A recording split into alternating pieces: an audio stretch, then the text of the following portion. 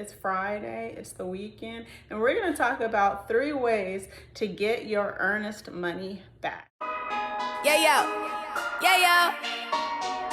Moon la la. Yeah, yo.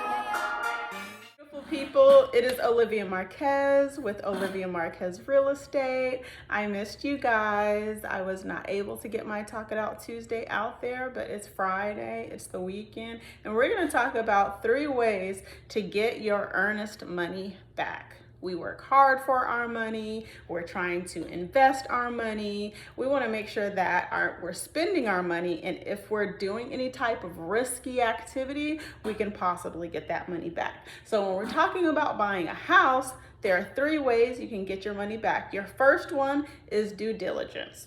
So if you looked at the post on my Instagram page, Olivia M_Realtor, you saw that due diligence is a period of time where you can inspect the home and you can kind of make a decision if you actually want to move forward with that purchase. No harm, no foul. If within that specified period of time you decide that you just don't want to buy the house for whatever reason, you get your money back.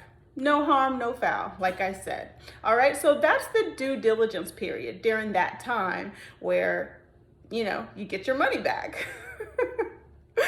I'm going to say it again because it's important. I have heard so many stories about people out here who, they don't trust realtors. They're emotionally drained because they're looking for a home. They finally got their offer accepted. I mean, some people I know have gone as far as purchasing the new furniture for their house. And then for whatever reason, something happens and they lose out on their earnest money and they lose out on that house. So if you educate yourself on the ways that you can try to get this money back, and if you're speaking with your realtor and making sure that all of those terms are listed and clearly specified in your contract, then it will save everybody so much pain. All right, so the first one, due diligence. Number 2 is called the financial contingency, right? So what that means is if you're applying for a loan, if you're not purchasing your house with cash, then you apply for a loan, and there's a financial contingency. That's a specific number of days where you are able to work with your lender to make sure that your financing is secure. Right? That's when they're going to ask you for all of those papers. They're going to ask you for the bank statements and your W-2s and your tax returns and things of that nature. Sometimes they ask for it 2 or 3 times, and that's fine. Give it to them. Let them do their job so that they can get you approved, right? So, financial contingency. If for any reason you do not qualify for the loan, or if something happens and you're not able to be approved, the lender or the institution will issue a denial letter. You then take that denial letter, you give it to the listing agent, and they'll say, okay, unfortunately, you're not able to finance this home. We're going to give you your earnest money back. No harm, no foul. All right, so that's the financial contingency. Make sure you understand how many days that is when you're speaking with your realtor, okay? You want to trust your realtor, but you also want to be knowledgeable about what's happening with your money. All right, and then last but not least, it is the appraisal contingency, right? I'm sure you guys have heard about this, especially right now where the market is very hot. A lot of people are offering over asking price, and so I highly recommend having an appraisal contingency or even an appraisal gap written into your contract. And what that means is after you go under contract, you have an inspector come and take a look at the house, but then you also have an appraiser come out, and they're going to take a look at the house. They're going to take a look at the neighborhood and the homes in the neighborhood or in the area, and they're going to determine if that house is really worth the price that it was listed for, right? So let's say the house listed for $300,000. And the appraisal came back and it shows that the house is actually worth $250,000.